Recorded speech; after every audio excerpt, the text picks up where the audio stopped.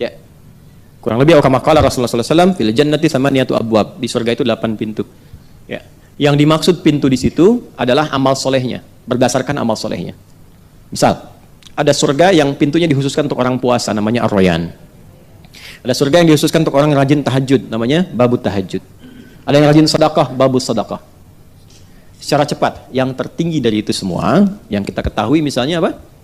Firdaus. Itu tempat yang paling indah, yang paling tinggi, yang sangat luar biasa, yang berkumpul di situ orang-orang terbaik, yang kita minta doanya di Quran surah 4 ayat 69. Ada 4 golongan utama.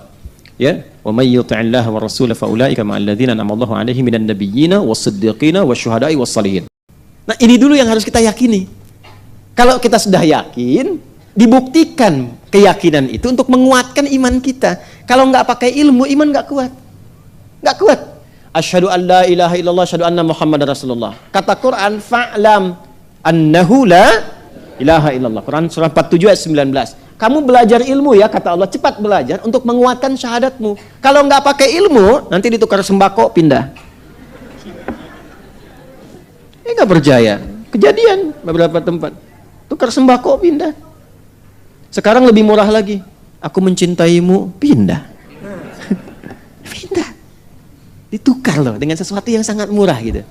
Dan setelah itu selesai meninggal. Ya, dan biasanya hidupnya juga penuh dengan problem itu.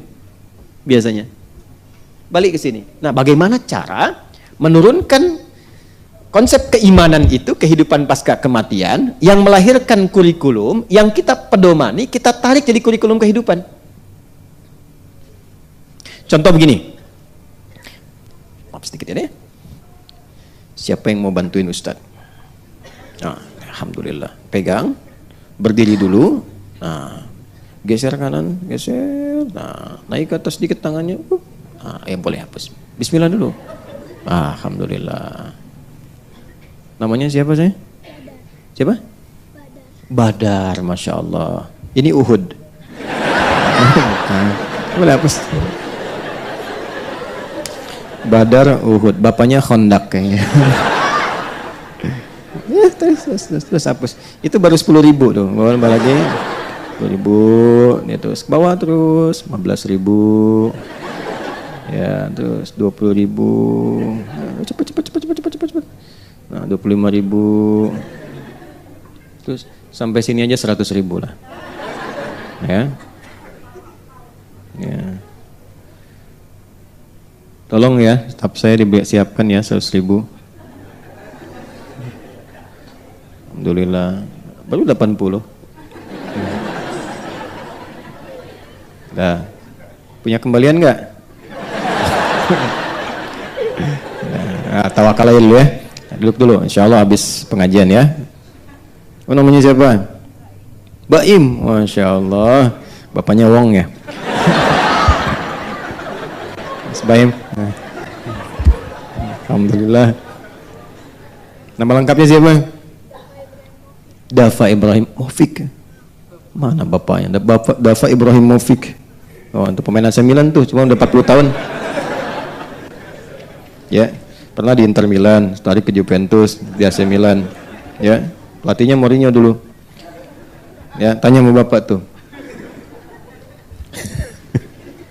Balik sini, yuk. Kita kurikulum, naikkan sini. Kurikulum pasca kematian.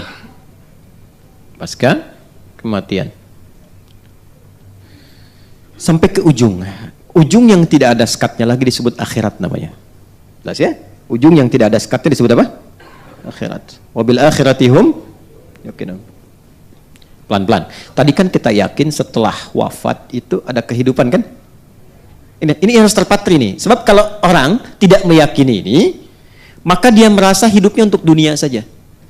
Ini yang menjadikan seseorang itu memanfaatkan semua kegiatan dunia seperti apa yang dia inginkan. Makanya kalau ditanya, kenapa kok harus mabuk-mabuk begitu? Kapan lagi, kan hidup cuma sekali. Gitu? Setelah ini kan gak ada hidup lagi. Nah, itu sebetulnya kata-kata itu sudah terlambat. 15 abad lalu orang jahiliyah sudah punya kata-kata itu. Wa ma yuhlikuna illad dahr. Kita itu hidup cuma sekali. Kalau udah meninggal, udah mati, nggak ada lagi kehidupan. Mumpung masih hidup, nikmati bos katanya. Itu udah ada dulu. Kalau ada yang begitu, jahiliyah tuh. Ya, terlambat dia. Ya, barangkali nasabnya Abu Jahal tuh dari atas tuh. Itu ada di Quran, bahasanya ada. Makanya ngaji. Ya, kalau ngaji kita bisa bedakan mana yang terlambat, mana yang faktual, gitu kan? Mana yang benar, mana yang kurang tepat. Halo, jelas? Ya. Nah, ini gambarannya nih. Nah, kalau kita yakin, maka kita punya persiapan. Kalau nggak yakin, nggak punya persiapan. Nah, karena kita sadar ada kehidupan setelah kematian dan dimensinya sama atau tidak? Beda. Alamnya sama nggak? Nih, saya mau tunjukkan logika berpikir yang sederhana. Di alam yang sama saja, kalau pindah tempat, pasti butuh bekal kan? Ya, Anda dari rumah ke sini, kalau nggak ada bekalnya bisa nggak ke sini? Nggak mudah. Kendaraan perlu bensinnya, naik motor perlu ada ongkosnya, apalagi pindah lebih jauh lagi. Maaf, sekarang di Jakarta misalnya pengen untuk ke Tanah Suci, dari Tanah Kusir ke Tanah Suci, pengen ke Mekah, pengen ke Madinah. Mungkin nggak berangkat kalau nggak ada bekalnya? Tidak. Sekarang begitu sampai ke Saudi, maaf, mata uangnya sama nggak? Tidak. Geser lagi terus agak lebih jauh ke Amerika. Ke Amerika bisa nggak beli air pakai rupiah? Pakai apa? Dolar. Di Malaysia pakai apa? Hukumnya sama nggak? Tidak. Ke Singapura aja nggak bisa sembarangan, ya kan? Di sini jalan, buang sampah, nggak ada yang lihat, buang. Di Singapura bisa jadi nggak berani. Di Jepang bisa jadi harus ikut sistem kan? Berarti ada hukumnya sendiri, ada aturannya sendiri. Di alam yang sama, cuman beda tempat, beda aturan. Maka sekarang pindah alam, jadi nggak logis kalau aturannya sama, pasti beda. Karena itu saat pindah alam, yang dibawa pun dunia itu akan ditinggalkan, nggak ada yang dibawa. Karena kan judulnya meninggalkan dunia kan, dan hebatnya diumumkan di speaker di toa-toa. Assalamualaikum warahmatullahi wabarakatuh. Inna lillahi wa inna ilaihi telah meninggal. Nah, meninggal dunia itu maksudnya meninggalkan dunia seutuhnya. Jadi semua hukum-hukum dunia termasuk di dalamnya dan bekal-bekal dunia nggak akan dibawa. Ya, Anda sekarang mau kerja sekeras-kerasnya, berangkat gelap, pulang gelap, macam-macam kumpulkan harta, dapat mobil banyak, rumahnya luas dan mewah. Begitu masuk ke alam kubur, mobilnya ikut nggak? Handphonenya ikut. Tuh ini pakai ngerekam-rekam tuh. Fotonya ikut nggak? Man rebuka jamaah Ustaz Adi, nih buktinya. Nggak bisa. Nggak bisa. Mama nanti kalau masuk ke alam kubur, tolong handphonenya dikuburin tapi setelin morotal dulu ya. Pulsanya kirimin tiap pekan. Nggak bisa tetap. Nggak ada yang masuk. Bajunya sama nggak dengan sekarang? Ganti. Anda mau kumpulin pun banyak sampai puluhan ratusan, tetap yang dipakai beda. Dan hilang semua. Begitu dipaksa dimasukkan, rusak. Hancur. Karena bukan tempatnya. Bukan fasilitasnya. Bukan hukumnya. Pindah tempat. Maka pindah hukum. Beda aktivitas, beda perbekalan. Sekarang pindahnya beda alam. Kita masuk ke alam pasca kematian, pasca kehidupan dunia, masuk ke alam kubur. Belum ke akhirat, ya baru dikubur. Karena beda alamnya, alam dunia dengan kubur sudah beda hukumnya. Silahkan cek di buku, di kitab mana ada keterangan tentang kubur. Di stam lengkap. Afala ya'lamu idza bu'thira ma fil kubur. Tahu nggak ketika nanti dikubur sampai bangkit itu bagaimana kehidupannya? Maka turun ketentuan-ketentuan supaya disiapkan sebelum masuk. Jadi sebelum masuk kita sudah punya bekal. Itu indahnya dalam Islam. Terjadi sudah siap, nggak kejadian nggak ada ruginya. Itu jawabannya bagi orang yang nggak yakin dengan alam kubur. Nah, saya nggak ada masalah kok. Kalau nggak kejadian ya nggak apa-apa, nggak ada ruginya bagi saya. Tapi kalau kejadian situ yang rugi, ya kan? Oh kubur tuh nggak ada apa-apanya, cuma tidur aja. Ya nggak apa-apa, saya tidur kan pengen enak, pengen punya fasilitas, tidurnya nyaman, empuk, mimpinya enak. Situ nggak punya persiapan, silahkan tidur dalam kubur, mimpi ketemu neraka, ya kan? Anda di alam dunia mimpi ketemu kuntilanak, pengen cepet bangun kan? Jelas kan? Halo? Ini di alam kubur kan ada orang mengatakan gak ada siksa, yang ada cuma tidur aja. Ya memang Anda tidur, tapi mimpinya neraka terus pagi sampai petang. Dan gak bisa bangun lagi. Tersiksa nggak? Nah, daripada kita capek dan bingung menelisik, ya, mencari-cari, menduga-duga, yang sudah pasti aja Allah bilang apa pencipta kita. Nabi terangkan apa? Keluarkan kurikulum alam kubur sebagai persiapan pulang. Dan indahnya dalam Islam itu terintegrasi dengan kegiatan dunia dalam bentuk amal soleh tadi. Sholat, kan kita kerjakan kan? Apa manfaat sholat untuk dunia? Menjadikan kita menjadi lebih baik. Inna sholata tanha 'anil fahsya wal munkar. Apa manfaat untuk kematian? Dalam sholat ada tumakninah namanya, melatih ketenangan. Tumakninah itu dari bahasa itma'anna yatma'innu, melatih jiwa untuk tenang. Jiwa bahasa Arabnya nafas. Jiwa yang dilatih tenang, maka punya sifat jiwa yang tenang. Dalam bahasa Arab disebut nafsul mutmainnah. Nah, latihan sholat kita tumakninah ruku, tumakninah dalam sujud, membentuk nafas mutmainnah. Apa manfaat nafas mutmainnah untuk pulang? Saat maut itu dicabut, maka dampaknya lahir ketenangan dalam jiwa. Itu yang dimaksud ya ayyatuhan nafsul. Bagaimana nafsul mutmainnah muncul? Tumakninah. Kapan munculnya? Dalam ibadah. Jadi ketika sholat diberikan ketenangan untuk pulang, cara pulangnya. Di alam kubur dapat kebaikan. Anda ayah, ibu berjuang merawat anak dengan baik. Saat mengandung, ya, jaga yang halalnya masuk, yang haram mesti keluar. Bacain Quran, dekatkan dengan Allah sejak dalam kandungan. Begitu lahir dirawat-rawat, tiba Anda meninggal misalnya dalam perawatan yang baik, itu jihad, Bu. Tahu apa yang terjadi? Orang-orang yang mendedikasikan hidupnya untuk mengabdi kepada Allah. Padahal kan normal sebagai seorang ibu merawat kan? Normal kan? Merawat, memberikan yang baik, gizi yang baik, tapi dia niatkan karena Allah. Itu begitu dia wafat, langsung turun kandungan ayat tentang fi sabilillah. Wala tahsabanna alladziina qutilu fi sabilillahi amwata bal ahya'un 'inda rabbihim yurzaqun. Orang-orang yang mendedikasikan hidupnya untuk beribadah kepada Allah, berjuang di jalan Allah, jangan dikira wafat begitu saja. Di alam kubur kami berikan kehidupan yang lebih megah dengan nikmat yang berlimpah. Dan perjuangan itu jangan selalu digambarkan kepada jihad militer. Itu ketika ada tuntutan, ketika nggak ada, keluarkan. Makanya belajar. Apa kurikulumnya menjadi jihad? Perjuangan yang baik karena Allah. Antum tafaqquh fiddin, belajar. Lakukan karena Allah. Dalam Islam itu belajar, apapun yang dipelajari, tujuan akhirnya mengenal Allah. Antum pintar, sepintar-pintarnya jadi profesor, nggak kenal Allah, nggak disebut pintar dalam Quran. Justru Allah turunkan itu untuk diriset. Nanti poin nomor 3, kita kan baru 1. Ya kan? Baru 1 kan? Nanti poin nomor 3 itu, Allah tampilkan, wal jibala autada. Ya kan? Ada gunung-gunung, ada awan-awan. Wa anzalna minal mu'sirati ma'an tajajja. Riset tuh awan, riset langit, riset lautan, riset daratan. Turunlah ilmu dari situ. Meriset langit, astronomi nanti. Ya, di daratan ada geologi, geofisika, geofisis dan sebagainya. Di lautan ada ilmunya lagi. Tapi puncak dari semua itu untuk kenal Allah. Karena dibuat itu supaya Anda tahu ada pencipta. Bukan cuma gali tambang, nemuin emas, nemuin nikel, nemuin tembaga. Yang ketika meninggal gak dibawa semuanya. Gak dibawa. Ada yang kain kafan yang terbuat dari emas, dari tembaga? Gak ada. Jadi puncak tertingginya kenal Allah. Ngapain pintar-pintar gak kenal Allah? Dan gak dibawa pulang gitu. Jadi Anda diminta pintar, sukses, bahagia, ya, kemudian juga mulia, hartanya bisa dipakai untuk menikmati dunia. Saat yang bersamaan niatkan untuk ibadah. Punya poin akhirat. Ini dunia dapat, akhirat dapat, itu konsepnya. Dan tidak meninggalkan dunia. Karena ayatnya berbunyi, Rabbana atina fid dunya wa fil akhirati wa qina. Itu ada keseimbangan. Karena kita yakin kehidupan akhirat, maka turunkan kurikulumnya. Maka di sini ada kurikulum Quran. Pendahuluannya Quran surah kedua, ayat 153 sampai 157. Kemudian Quran surah ketiga Ali Imran, ayat 169 sampai dengan ayat 172 misalnya.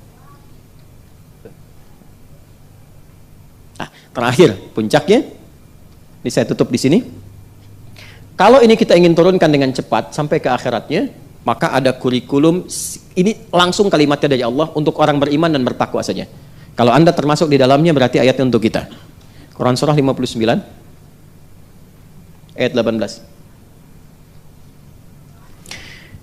Ya ayyuhalladzina amanu. Hei semua orang yang beriman. Kita beriman tidak? InsyaAllah ya, berarti masuk ya dalam ayat ini ya. Ittaqullah, bertakwalah kepada Allah. Kita termasuk golongan takwa insyaallah. Allah ya, kita berusaha untuk bertakwa. Perhatikan. Wal tanzur nafsum ma qaddamat. Hendaknya setiap personal, setiap diri yang merasa beriman dan ingin meningkatkan takwa, maka buktikan dengan memiliki program hidup li ghad. Ghad di situ maksudnya sampai akhirat. Jelas? Bikin kurikulum sampai akhirat.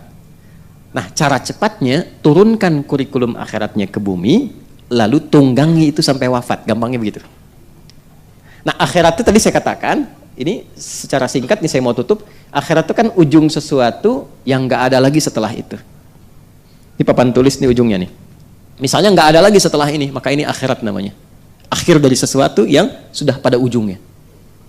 Kehidupan kita akan berada di satu tempat yang itu ujung dari sesuatu. Setelah itu nggak ada kehidupan lagi. Dunia pindah ke alam kubur, waiting room ya.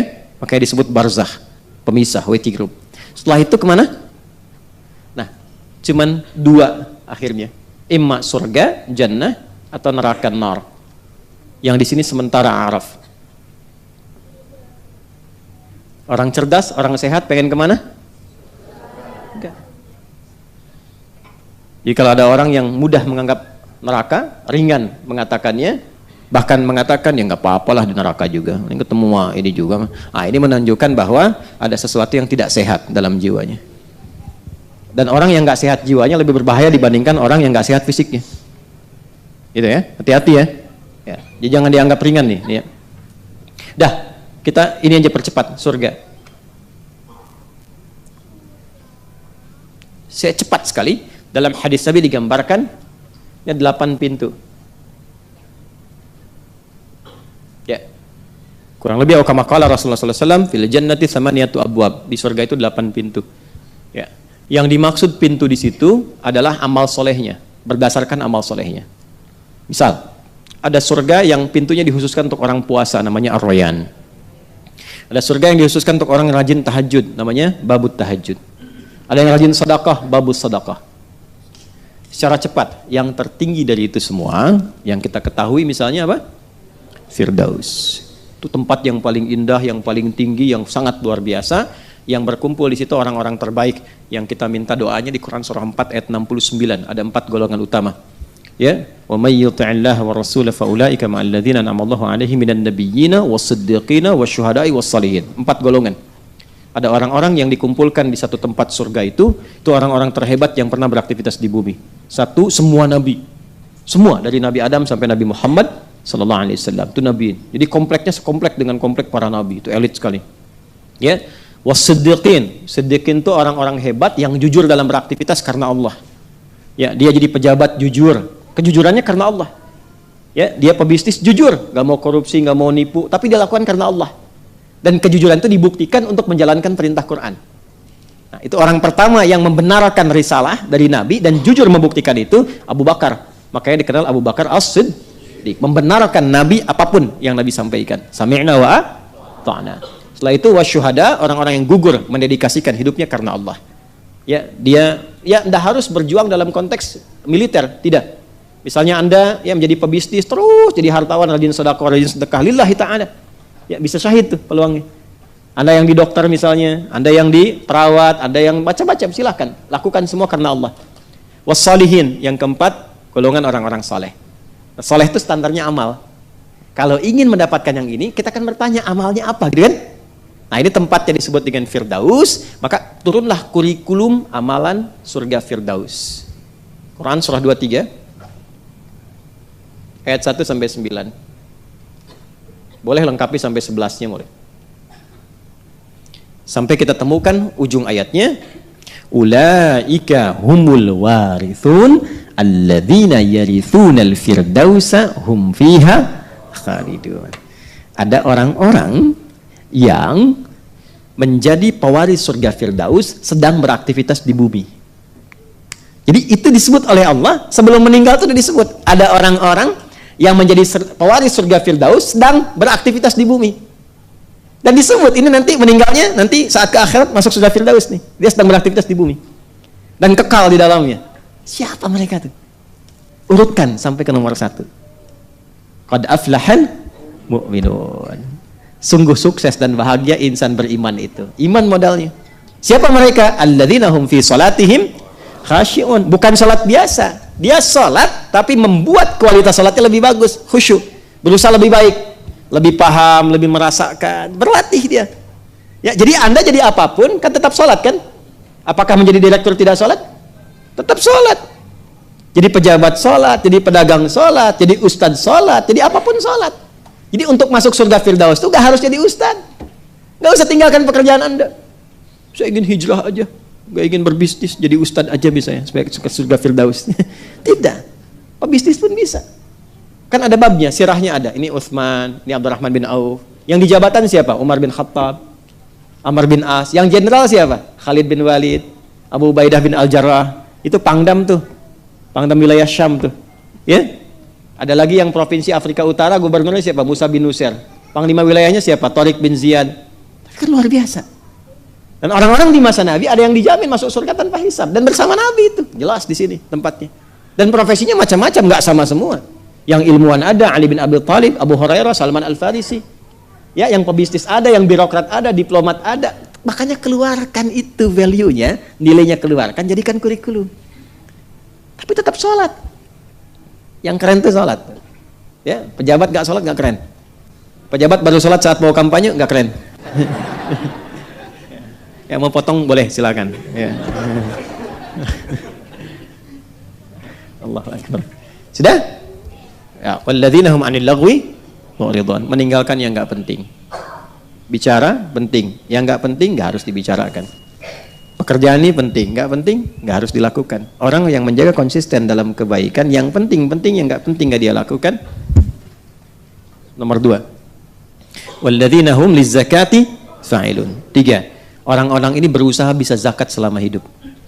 Berusaha. Makanya mendorong kita kan lebih mapan kan hidupnya. Nggak mungkin orang zakat kalau nggak ada yang dizakati. Ada nisab di situ, ada haul di situ. Ya kan? Nisabnya zakat berapa? Kalau dikonversi ke emas kan 85 gram kan? Ya kan? Sekarang 1 gramnya berapa? Hampir sejuta ya saya? 85 juta. Antum ketika diminta jadi penghuni surga Firdaus, diminta kaya juga dunianya.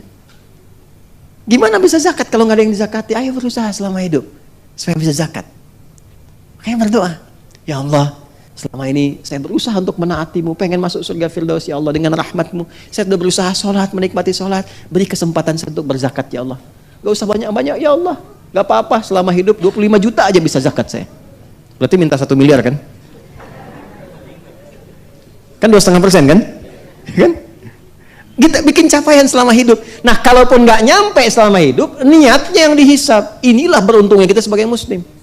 Keluarlah ketentuan Nabi, innamal a'malu bin. Nah, niat itu ada perwujudan awal, pembuktian awal. Kalau cuman pengen, iradah namanya.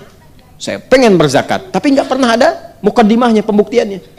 Maka niat itu diwujudkan dengan nabung, dengan berikhtiar, dengan berusaha. Sampai ketika mau masuk 84.900.000 meninggal. Tinggal 100.000 misalnya. Tapi karena niatnya itu dihisab, dia menjadi bagian orang yang berusaha zakat selama hidupnya. Tuh. Terus menjaga diri, ya, li furujihim hafizun, jaga kehormatan diri, tidak selingkuh, tidak berzina, jaga waktu-waktu sholat dengan baik sampai dia dapatkan ujungnya. Inilah orang yang sedang beraktivitas di bumi, tapi dia hakikatnya sebagai seorang calon penghuni surga Firdaus. Turunkan. Ada yang lebih hebat daripada ini. Ini yang standar. Standar Firdaus itu begini. Ini standar. Standar ya, ingat ya. Ke Firdaus tapi amalannya standar. Ada yang masuk Firdaus dari surga Aden. Itu dikasih mahkota dulu, dikasih jubah dulu. Dia boleh diberikan oleh Allah syafaat lewat Allah untuk menggandeng bapak ibunya yang saleh. Walaupun amalnya nggak nyampe ke situ sebetulnya, cuman dicari, dipanggil. Ya, yang menjadikan kamu begini bapak ibumu. Walaupun kamu hebat begini, tapi doa ibumu, usaha bapakmu, walaupun bapakmu nggak nyampe ke situ. Dan yang dahsyat, pasangannya dipanggil. Maaf yang belum menikah ya, dipanggil pasangannya tuh, digandeng juga. Terus keturunannya. Ya, diminta keluarga, itu syafaatnya untuk satu keluarga. Di antaranya siapa mereka? Ahli Quran. Ya. Ya makanya saya tuh mohon maaf ya, saya kerja keras betul supaya bisa menghidupkan Quran dalam kehidupan. Salah satu tujuannya tuh itu. Saya ingin semua tuh jadi ahli Quran gitu. Supaya semua punya kesempatan yang sama dapat rahmat Allah. Dimohon maafkan saya kadang-kadang saya sering rewel dengan Quran, pengen terus. Bahkan kita cetak misalnya paket hafalan, kita cetak ini mushaf ini itu. Saya pengen tuh itu tujuan akhirnya tuh itu. Karena kebahagiaan terakhir itu nggak ada yang paling indah ketika Allah memuliakan kita, itu nggak ada yang paling indah. Kecuali itu. Harus yakin. Makanya kalau nggak pakai iman tuh susah gitu. Rubahlah Pak Bu ya. Sehari itu bisa ngaji lah walaupun satu halaman misalnya. Sampai kita bisa mendapatkan kenikmatan itu. Alhamdulillah Ramadan kemarin tuh saya berbahagia sekali. Ada yang ibu rumah tangga, ada yang apoteker, ada yang macam-macam. Bisa hafal Quran dalam hitungan hari. Ada yang 25 hari, 23 hari. Ramadan kemarin. Ikut karantina Quran gitu. Itu pasti rasanya akan beda. Ya. Kalau sampaikan begini, Quran surah ke-35 ayat 32 sampai 33. ثُمَّ أَوْرَثْنَا الْكِتَابَ الَّذِينَ اصْطَفَيْنَا مِنْ عِبَادِنَا فَمِنْهُمْ ظَالِمٌ لِنَفْسِهِ وَمِنْهُمْ مُقْتَصِدٌ وَمِنْهُمْ سَابِقٌ بِالْخَيْرَاتِ بِإِذْنِ اللَّهِ ذَلِكَ هُوَ الْفَضْلُ الْكَبِيرُ جَنَّاتُ عَدْنٍ يَدْخُلُونَهَا يُحَلَّوْنَ فِيهَا مِنْ أَسَاوِرَ.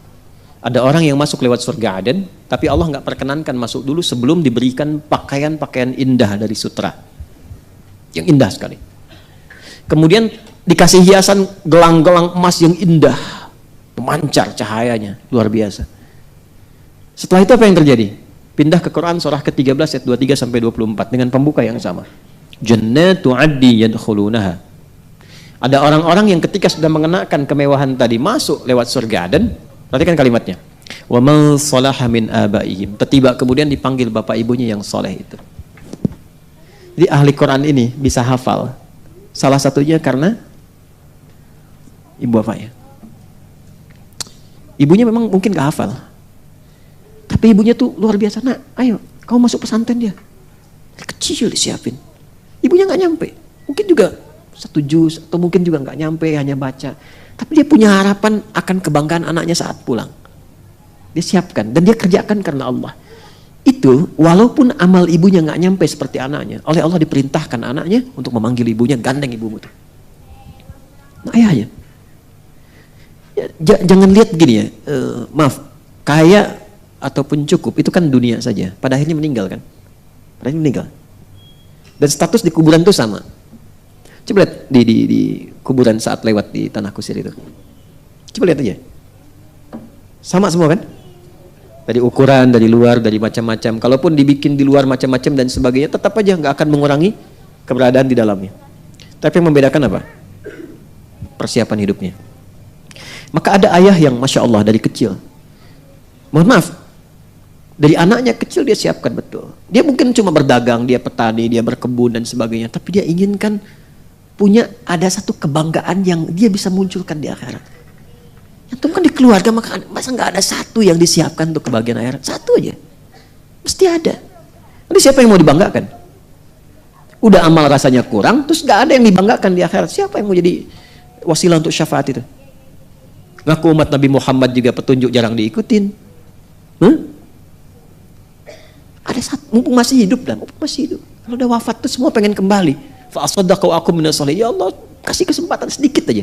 Aku jadikan semua untuk beramal. Sekarang mumpung ada. Nah, jadi saya harapkan dari sekarang tuh kita mulai sedikit-sedikit, 1 halaman misalnya. Gak apa-apa. Gak harus dipaksa banyak dulu. 1 ayat, gak apa-apa 1 ayat.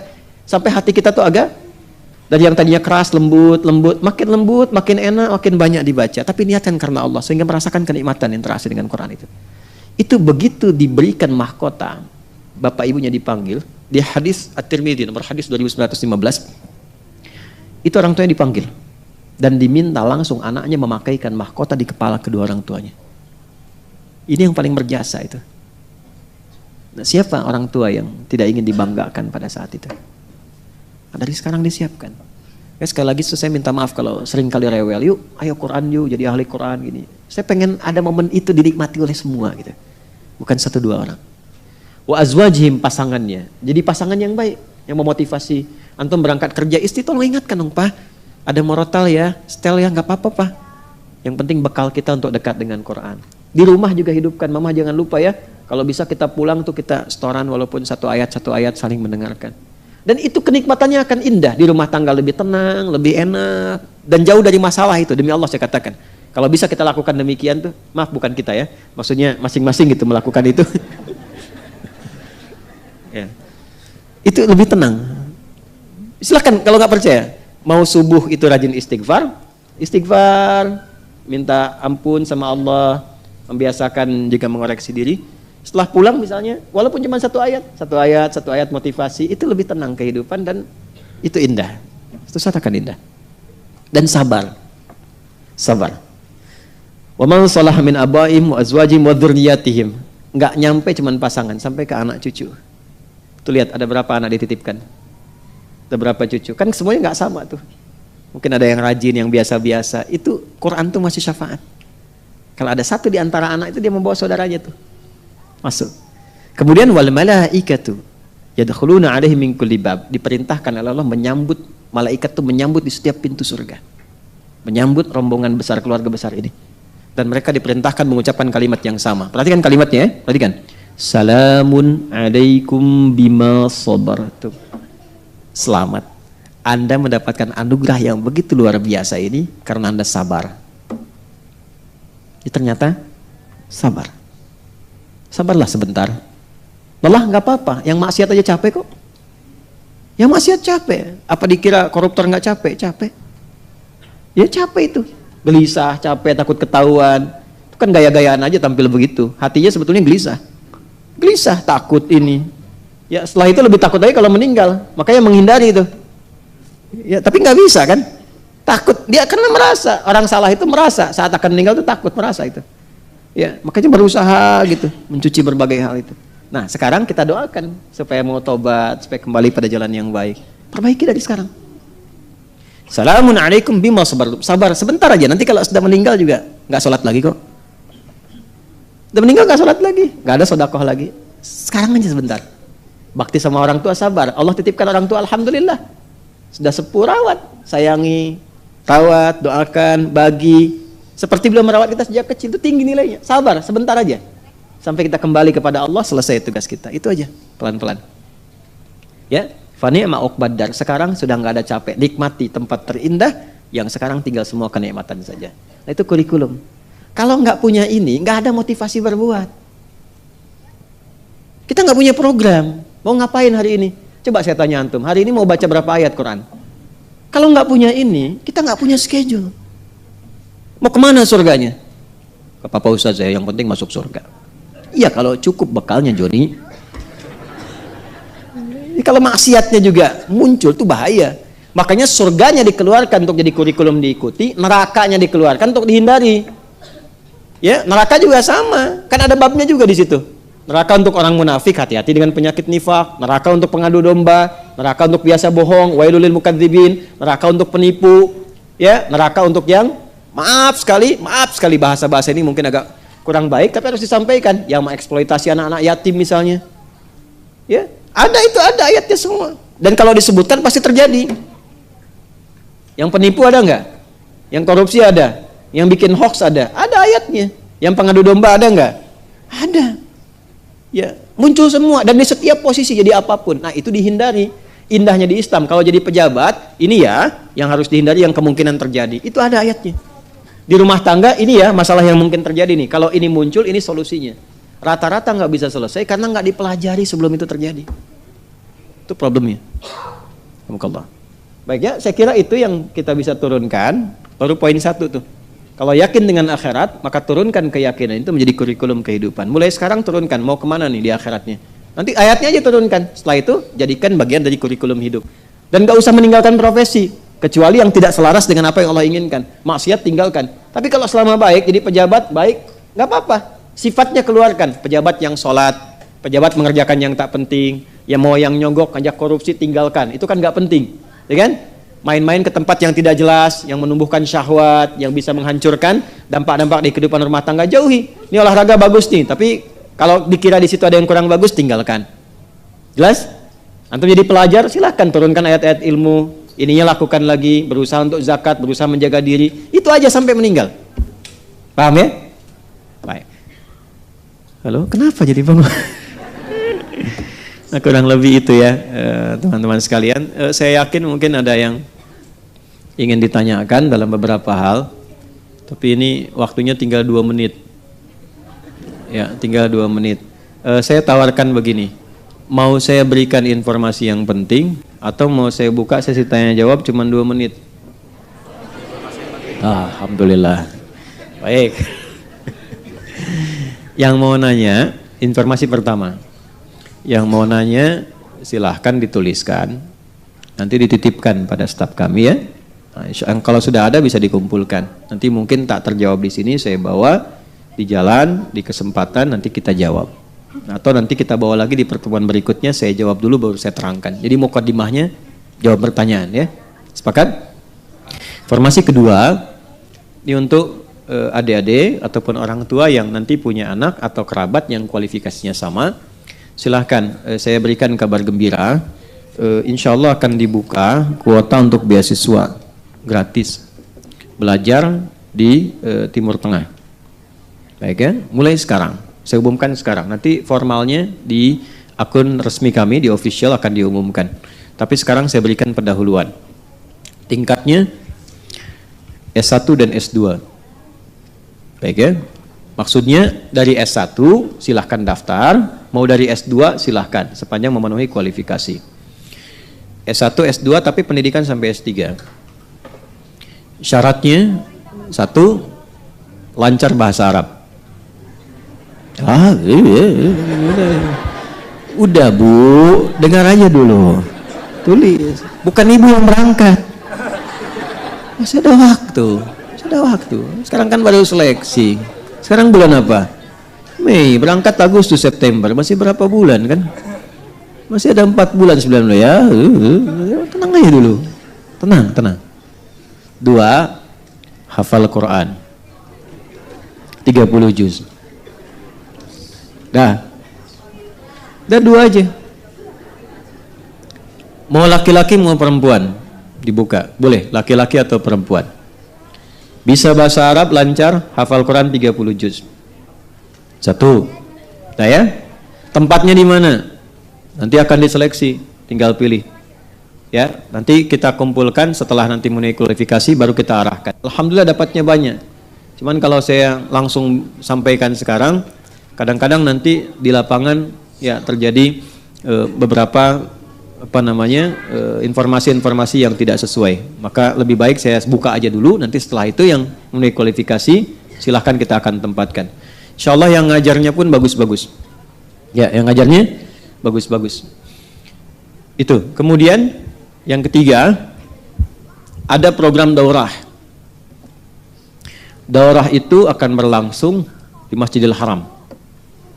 Saya sudah ketemu dengan koordinatornya, bagian ulamanya. Saya diundang khusus di Masjidil Haram kemarin dan bertemu dengan tokoh dan seterusnya, para masyayikh, dan kita sepakati ada kerjasama nanti untuk pendidikan. Sifatnya 2, ada yang kuliah setara S1 4 tahun, ada yang kursus singkat, tapi kursusnya di Masjidil Haram. Yang ngajar nanti ada para imam, para masyayikh dan sebagainya. Ini bisa terbatas, nggak lama. Ada yang 3 bulan, 2 bulan, sebulan, atau dengan sesuai dengan umrah nanti ada kualifikasinya. Nah yang ini terbuka, mau usia berapapun, sepanjang bisa bahasa Arab. Gitu. Dan ini terbuka, waktunya terbuka. Jadi mau kapan aja, nanti kalau misalnya ada seleksi, silahkan bisa ikut. Berangkat misalnya sambil umrah, nanti bisa ada yang mau tetap belajar dulu dan seterusnya ada. Dan nanti insya Allah kita kasih formulanya, ada yang menanggung untuk akomodasi di sananya. Ya, jadi berangkat, cuma nanti mungkin tiket sampai di sananya ada yang nanggung akomodasi. Jadi bisa sambil berangkat. Dan yang ketiga, Bapak Ibu sekalian, insya Allah dalam waktu dekat ini, tidak lama, kita akan juga mengundang para tokoh-tokoh dunia yang terkait dengan pendidikan, terkait dengan keulamaan, dengan macam-macam, yang dengan izin Allah Subhanahu wa Ta'ala, insya Allah kalau dimudahkan, dilancarkan dan sebagainya, akan ada banyak hal yang didapatkan kebaikan-kebaikan dari situ, yang kita akan cari tempat lebih besar sehingga bisa semua mendapatkan bagian-bagian informasi yang baik dari situ. Itu hampir dari berapa negara yang sudah tersambung, 30 negara. Saya pekan depan atau 10 hari lagi juga akan diundang di konferensi Mufti. Ya, sekarang hostnya di Malaysia dan saya satu-satunya dari Indonesia yang diundang di situ. Nanti akan membicarakan tentang konsep madhab dan bagaimana menghindari fanatik madhab dan konsep persatuan umat. Ya, saya berbicara di 2 sesi dinner talk dengan bentangan seminar. Insya Allah nanti sepulang dari situ kita akan rumuskan. Mudah-mudahan nanti ada event yang cukup besar yang semua bisa hadir. Ulama-ulama kita undang. Nah itu kurang lebih 30 negara, risetnya sudah ada. Yang dibahas di situ 3 hal. Yang pertama tentang menghidupkan Quran. Bagaimana menjadikan Quran sebagai panduan kehidupan. Dan prakteknya diperkeluarga. Alhamdulillah kurikulumnya sudah diterjemahkan kemarin. Kami sendiri yang supervisikan ke dalam bahasa Indonesia. Ada 3 jilid nanti. Setelah itu prakteknya seperti apa. Nanti ada syekhnya datang langsung. Kita juga hadir di situ, bahasa Arabnya ada, bahasa Indonesianya ada, diterapkannya seperti apa. Itu nanti aspek perkeluarga. Kita harapkan ada keluarga-keluarga Qurani yang bisa menghidupkan Quran dalam kehidupan. Kedua, pendidikan ulama. Jadi kalau Bapak Ibu ingin anaknya jadi ulama, stepnya seperti apa? Ya. Nah, yang ketiga nanti bagaimana mengikat kehidupan Islami dalam konteks keduniaan, dalam konteks seluruh dunia, menghubungkan dalam dunia Islam. Nanti hubungannya jadi lebih dekat, lebih cepat. Jadi Anda bisa mengakses sedikit tahu yang di Jepang bagaimana, di Amerika bagaimana, bisa berinteraksi dalam keislaman. Ya insya Allah dalam waktu yang cukup dekat insya Allah. Saya kira itu yang bisa disampaikan untuk hari ini. Besok saya tidak ada jadwal, mohon izin saya khususkan untuk keluarga. Tapi kalau Anda ingin mencari silahkan, cuman saya nggak ngisi. Ya, khusus ya, besok itu tidak ada. Kita akan mulai lagi nanti pada jadwal yang telah kami sampaikan. Terima kasih, mohon maaf dan semoga semua kita dilindungi oleh Allah Subhanahu wa taala. اللهم تقبل منا إنك أنت السميع العليم وتب علينا إنك أنت التواب الرحيم اللهم اجعلنا من عبادك المؤمنين المتقين واجعلنا من أتباع سيدنا محمد صلى الله عليه وسلم وبحبه يا أرحم الراحمين ربنا آتنا في الدنيا حسنة وفي الآخرة حسنة وقنا عذاب النار وصلى الله على سيدنا محمد وعلى آله وصحبه أجمعين وآخر دعوانا سبحانك اللهم وبحمدك نشهد أن لا إله إلا أنت نستغفرك ونتوب إليك والحمد لله رب العالمين. Assalamualaikum warahmatullahi wabarakatuh.